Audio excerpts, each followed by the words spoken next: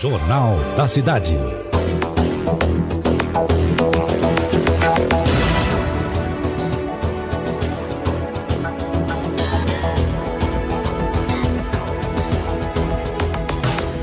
São 11 horas e 27 minutos. Está aqui no estúdio da Rádio Vinícola com a gente a Pilar Stauch, que ela é coordenadora do hospital. Sou administradora. Certo? Administradora do hospital. Então, ela veio aqui também fazer algum esclarecimento para a população? Sim, muito obrigada por esta oportunidade. Bom dia a todos os radioouvintes. Muito importante, primeiro, falar de que vai ao pronto atendimento. Pronto atendimento, como o nome bem indica, é urgência e emergência. No entanto, alguns pacientes, sem ser urgente e emergência, vão para ser atendidos.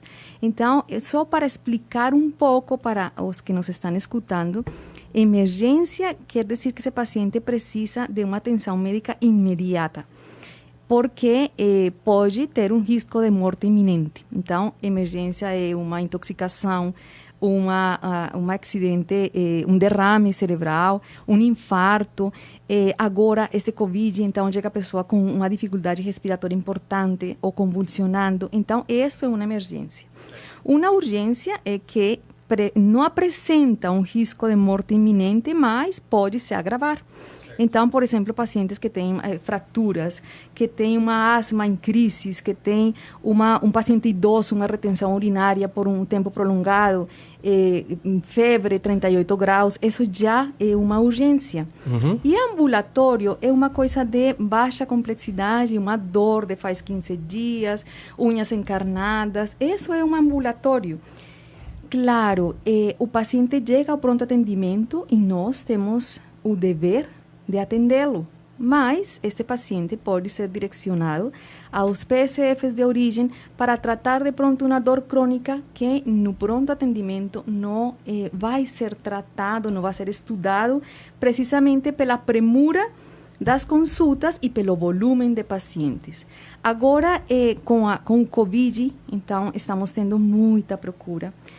E em oportunidades vão pacientes que não são urgência e emergência e têm que aguardar um pouco para ser atendidos, porque precisamente temos outro tipo de urgências que no instante estão sendo atendidos. Certo. Então, o pronto atendimento, como o nome próprio diz, é só para quem precisa naquele momento, senão pode causar uma complicação maior, né? Exatamente. E isso eu quero que também fique muito claro para a população, por legislação. Isso de pronto é socorro, é legislação, temos uma triagem e esta triagem nos define quem que é urgência, quem que não é urgência, quem que pode esperar um pouquinho.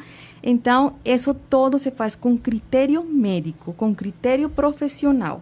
E como eu falo, não sempre todos os pacientes que chegam ao pronto atendimento são urgências. Então, também queria falar um pouco dos exames que são solicitados no pronto atendimento. Uhum. Esses exames, se são de urgência, são pacientes que já estão na observação. Este exame vai ajudar a diagnosticar ou a esclarecer o que o paciente tem.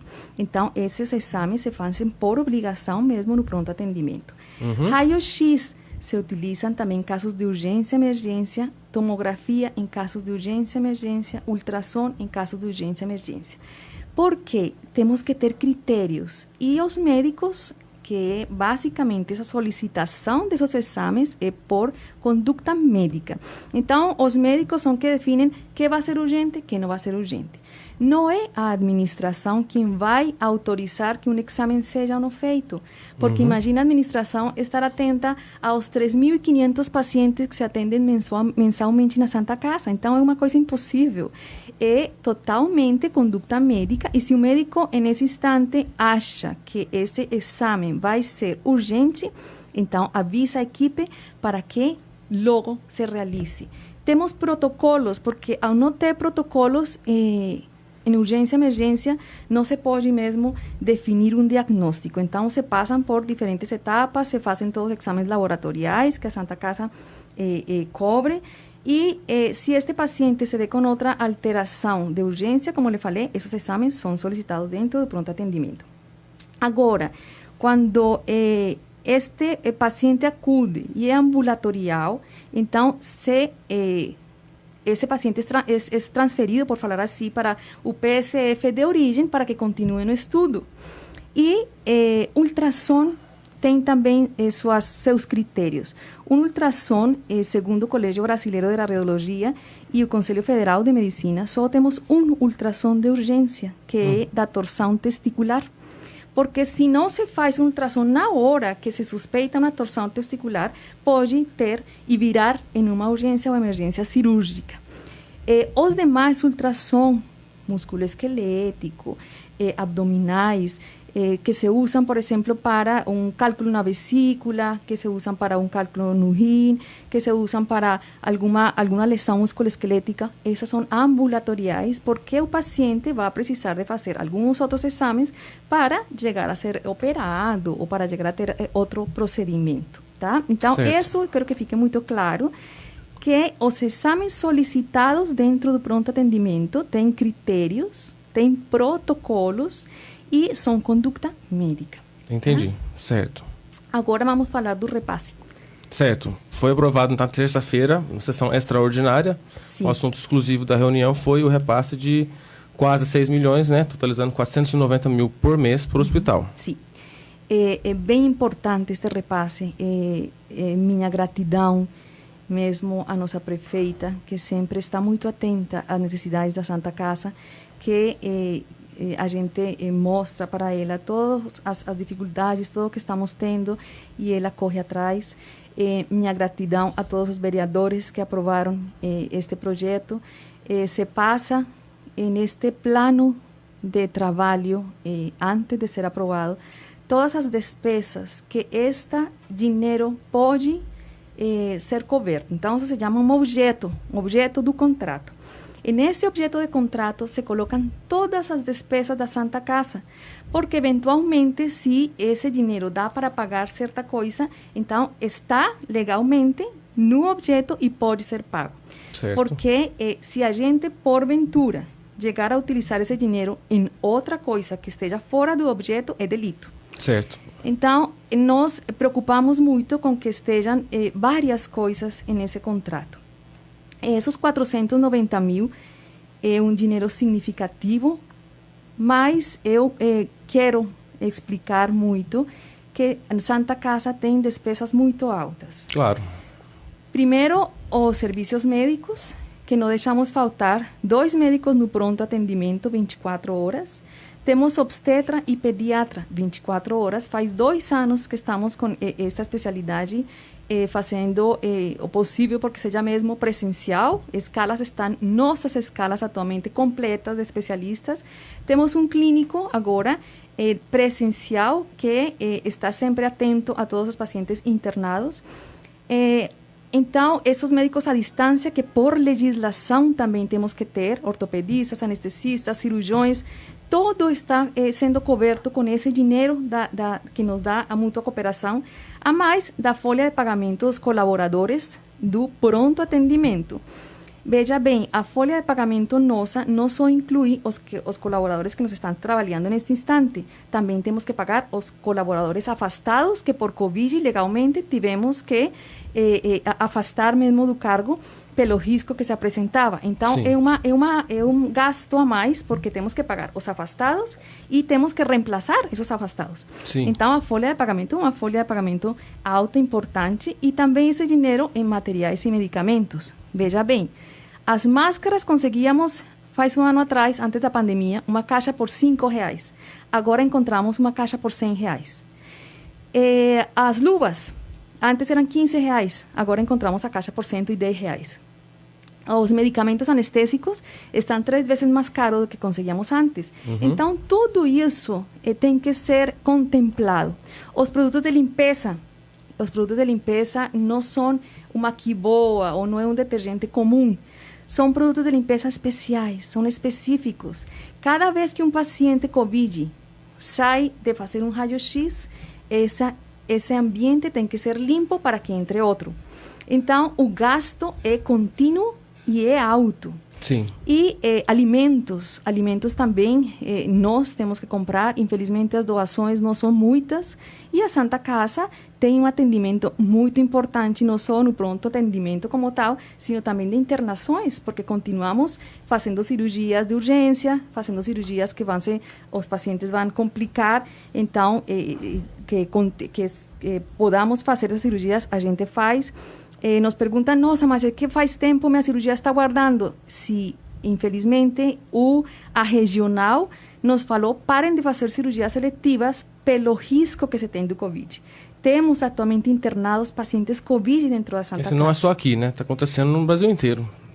O aumento de pacientes Covid é significativo. Então, a população também tem que ver que, por exemplo, o médico, quando vai atender esse paciente, tem que se colocar um avental, uma máscara, uns óculos de proteção, uma touca. Quando sai do atendimento desse paciente, tem que tirar essa roupa e colocar uma nova para atender outro. Então, sim, as despesas são muito grandes. São altas. Eu tenho amigos médicos que me contam essa missão que eles têm que fazer, que é complicado. Além do mais, é oxigênio, né? Temos que estar com manutenção da usina. Nós temos uma usina com manutenção ao dia, então temos que mandar trazer técnicos para estar olhando, e os cilindros compramos a mais, agora alugamos mais, precisamente para evitar que qualquer eventualidade chegue a faltar e nós não podamos suplir. Os medicamentos, como eu falei, estão muito caros, então os 490, que é um repasse muito importante e é o mais alto que a gente tem, é um dinheiro que está estritamente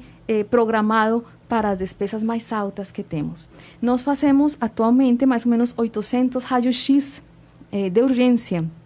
E fazemos também 115, 110 tomografias de urgência. Então, todo esse recurso não dá para pagar todas as despesas da Santa Casa como bem gostaríamos. Só houve um valor alto, assim, acha que sobra dinheiro, mas não, na verdade, não sobra. Vocês têm que andar direitinho. Muito programado. Ganhamos emendas, graças ao bom Deus, mas nos serviram também para pagar serviços médicos, materiais, medicamentos, porque, veja, temos que proteger nosso funcionário. Então, as máscaras, por exemplo, se trocam de 4 em 4 horas. Aventais, luvas. Então, tudo isso é uma despesa que o pessoal tem que conhecer. Tem que valorar. E atende Andradas e atende Bitura, atende algumas cidades. Temos 8 municípios que nós somos referência. Nos falam, nossa, mas por que vocês transferem os pacientes? Estamos transferindo pacientes graves porque não tem essa condição para poder atendê-lo, mas temos quarto de isolamento. Atualmente temos pacientes internados com Covid, com não Covid também. Então, as despesas não param. Falam, Santa Casa, nossa, sempre pedimos, porque são 3.500 atendimentos que fazemos por mês. Se a gente fazer a conta, não dá tanto assim, né? Então, é muita coisa, coisa. Está apertado o orçamento, né? Sim, está apertado. Então, agora, só como para concluir, porque sei que o tempo é curto, sim, chamar a população a esse bom senso. Graças a Deus, a Santa Casa continua funcionando de portas abertas e isso tem que ser valorado. Com certeza. Temos profissionais cansados, já faz um ano lidando com Covid, profissionais que se esforçam dia a dia e isso tem que ser valorado. Certo. Eu me orgulho muito da minha equipe, porque é uma equipe esforçada, uma equipe que não para.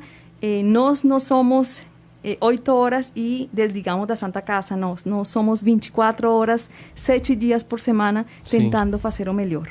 Então, agora, acho que é tempo de união. Esta pandemia tem que nos ajudar, tem que nos deixar aprendizado de que temos que nos preocupar uns com os outros. Brigas não adianta. Temos que nos unir força, apoio para crescer e melhorar. E a expectativa é de melhora, já que grande parte dos médicos, os profissionais de saúde já foram vacinados, alguns até com a segunda dose, né? Sim, sim. Mas isso não implica que a gente não deixe de se proteger. Claro. Porque a vacina, claro, todos os profissionais da saúde já se estão vacinando, já tem muita porcentagem vacinado, mas continuamos nos protegendo porque o vírus tem cepas, então a gente até agora é todo muito novo. E a gente está nesse aprendizado, mas eu acho que o maior aprendizado é ser melhor ser humano cada dia. Com certeza. Pilar, eu agradeço muito a sua participação aqui no Jornal de hoje, esclarecimento para toda a população de Andradas e os ouvintes das 10 cidades que sintonizam a gente pelo rádio, fora por internet, Facebook. E agradeço muito. Eu que agradeço e também, como para completar nossa Santa Casa faz prestações de contas. ante o Conselho do Município de Saúde. Este conselho olha cada despesa e se não concorda, não é pago a outra mensalidade. Então, tudo isso é muito analisado. Eu já estou faz quase 4 anos na Santa Casa, com uma administração séria, profissional. Então, todas as contas estão muito bem claras e especificadas para quem quiser conhecer. Tá certo. Muito obrigado. Muito obrigada de coração. Dia.